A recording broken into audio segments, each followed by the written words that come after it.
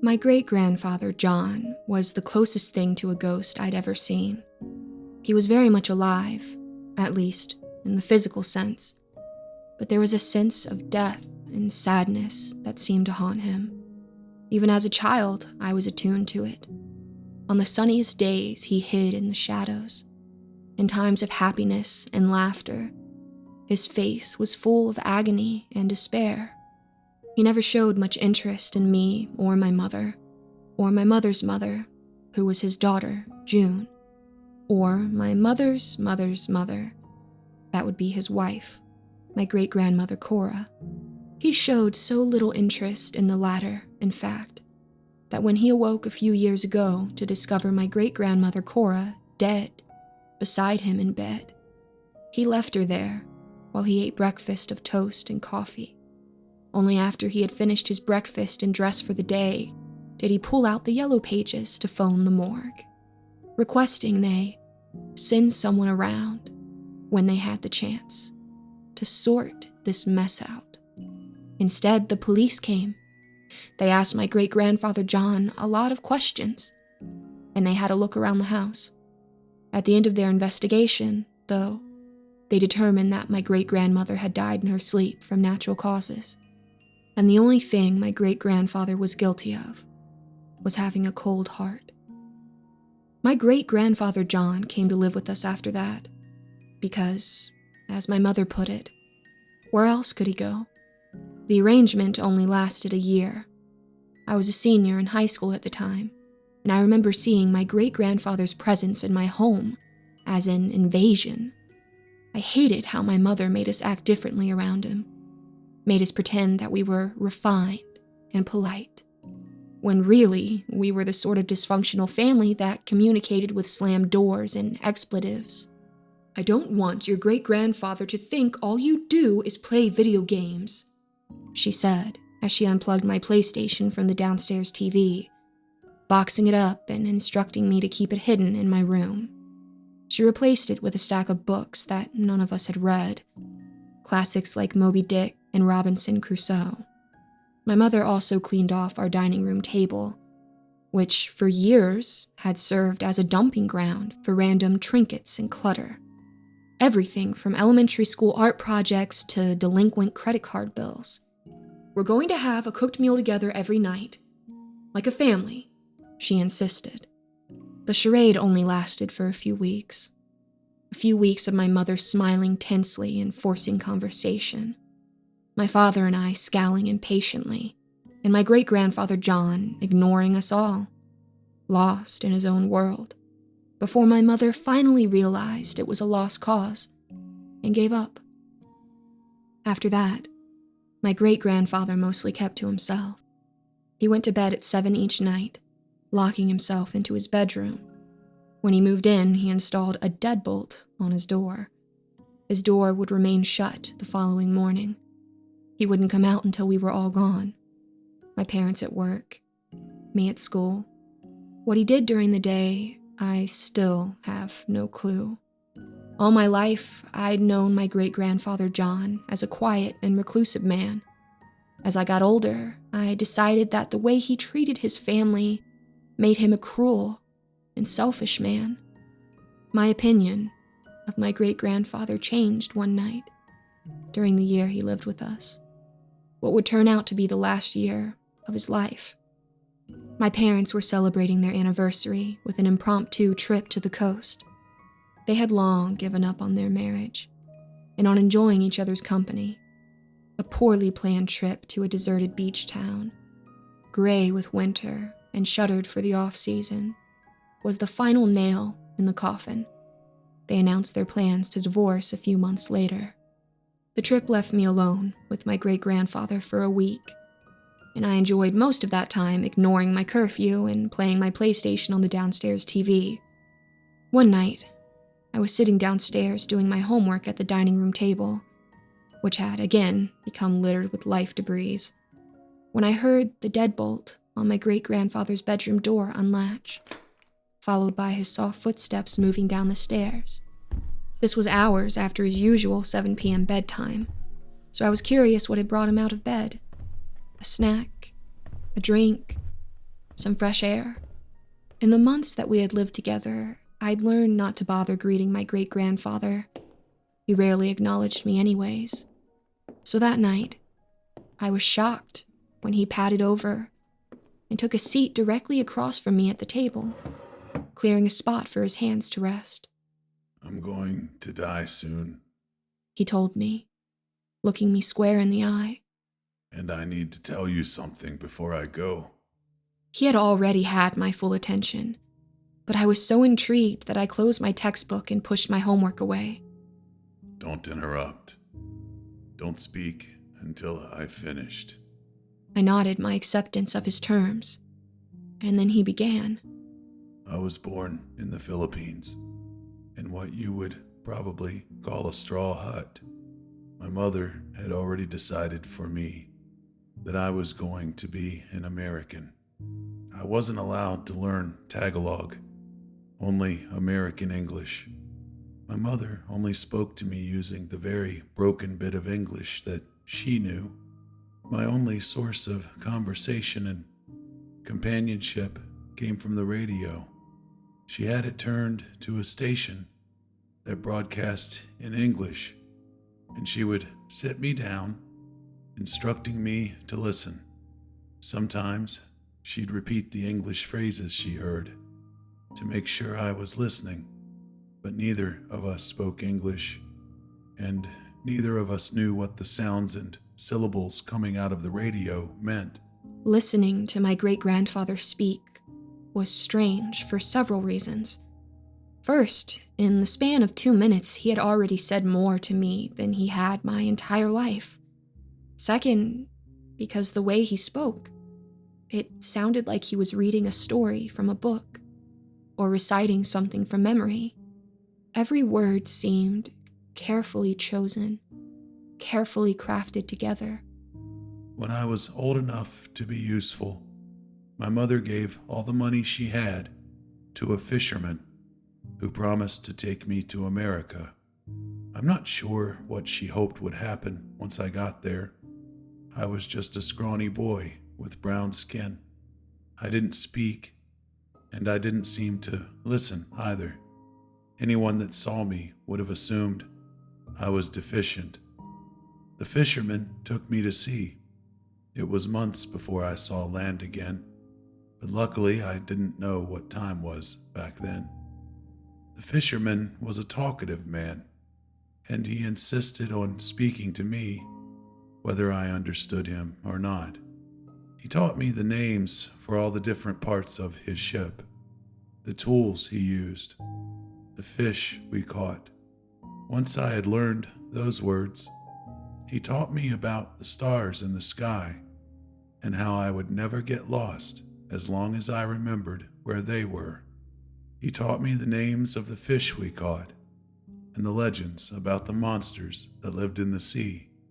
The fisherman taught me a great many things, and when he kept his promise to my mother and brought me to America, I decided he was a good man. We arrived in Alaska, and no sooner had my feet touched the dock in Ketchikan, he offered me a job on his boat.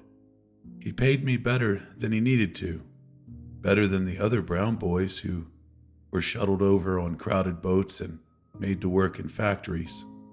And he let me rent a room in his house with a cot to sleep on and a hot meal each night.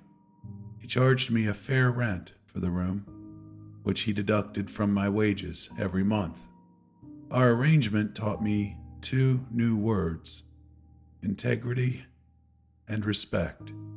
A man of integrity always pays his own way, he told me. He explained that he charged me rent out of respect for my integrity. We spent a lot of time at sea. Sometimes there were storms, and the sky would rain sharp shards of ice, and the sea would rock with massive waves, reminding us of just how tiny we were. Other times, when the sea was smooth and the sky was clear, the crew would remedy boredom with spirits and other exotic spoils they had acquired in their travels. When they had drowned their sorrows in these spirits and smoked pipes filled with their funny grass, and their eyes were glassy and their cheeks red. They'd tell stories. You can imagine the sort of stories. Legends of lost treasure, of pirates, of sea monsters and mermaids. Always the same sort of thing. One night, it was just the fisherman and I, and he started to tell me one of his stories. I usually liked his best, but the one he told that night chilled me to the bone. The legend of the Salt Woman. My great-grandfather paused. As he told me his story, he had sat with his eyes cast down and his hands folded on the table in front of him. When he stopped, he looked up at me. It struck me that this was the first time I'd really seen my great-grandfather. The lines and wrinkles worn into his face, the brown that had faded from his skin, the bottomless blackness of his eyes. He continued. According to the legend, the fisherman said, hers was a beauty that changed form to suit the eye of the beholder. She was a shapeshifter, and she transformed to fulfill the deepest desires of whoever looked upon her. A man liked red hair and pale skin. When he saw her, he'd see hair as red as strawberries, and skin so milky he could lap it up. This was the most animated I had ever seen the fisherman, so I asked him, have you met this woman? His smile faded and he said, I have. So I asked the fisherman what she looked like when he saw her. He said, why, she had hair as red as strawberries and skin so milky I could lap it up. I laughed, but he didn't. So I asked him what happened when he met this red-haired woman of his dreams. The Salt Woman is a jealous god, he explained. Once you've seen her beauty, it's your curse to love her forever. If you reject the Salt Woman, she will shift to her original form, to something demonic and hideous. She's a devil in disguise. And once you've seen her for who she truly is, the legend says you'll turn to salt. A fisherman's first love is the sea, the fisherman said. When the Salt Woman realized that I had betrayed her by loving something more than I loved her, she began to shift before my eyes. I asked the fisherman how he had been spared the Salt Woman's horrible punishment. He told me that he shut his eyes and ran blindly. Unfortunately for the fisherman, though, the Salt Woman can't be outsmarted. She follows those who betray her. She haunts them. The Salt Woman stalks them, lurking in every shadow and hiding in every dark corner. It becomes her game, and it's excruciating. But in the end, she always wins. My great-grandfather was still looking at me, this grave expression filling his face. I kept my promise not to interrupt, and waited for him to continue. I stayed with the fisherman for several years, until his skin turned pale gray and he started coughing up blood. I wasn't sure what was going to be the death of him, the Salt Woman from his story, or the cancer festering in his lungs. Ultimately, he wasn't willing to die at the hands of either.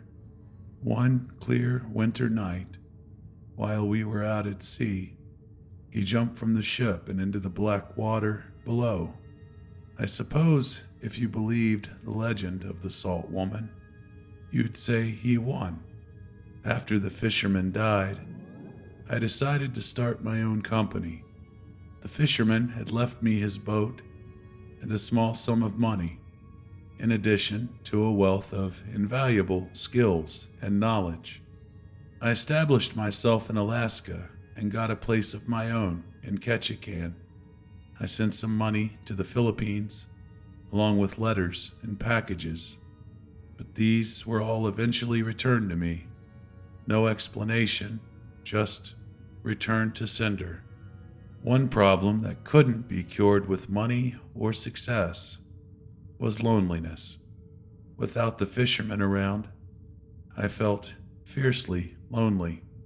The other men in town had a tendency to keep company with the loose-moraled harlots that slunk around flaunting their flesh, like their bosoms were some kind of wealth. I remembered the story of the fisherman, though, and avoided those temptations. Instead, I went to Mass, and that's where I met a woman named Beth. She was modest and ordinary in every sense of those words, but she was kind and loyal. Like me, she was a transplant in Alaska, and like me, she found that the only thing colder than a winter day is the bitterness of being alone. After a brief courtship, we married. By the end of that year, she was with child. A mixture of excitement and pride burned in my cheeks. I hadn't known that my great-grandfather had been married before Cora. I felt honored, like he had selected me to be his confidant. I wondered who else had been trusted with this privileged information. You probably don't need me to remind you that it was quite controversial for a brown man to marry a white woman. Even in Alaska, I was a brown Filipino. She was a white Russian. Those things didn't mix. And our union was something of a controversy, even to the locals who looked at me with a measure of respect. But Beth didn't care about what the gossip or the cruel things that other wives in the town whispered to each other when she walked by. She didn't care about the color of my skin. She didn't care that our child would be brown like me. Our son was born with a head of dense black hair that stood up straight.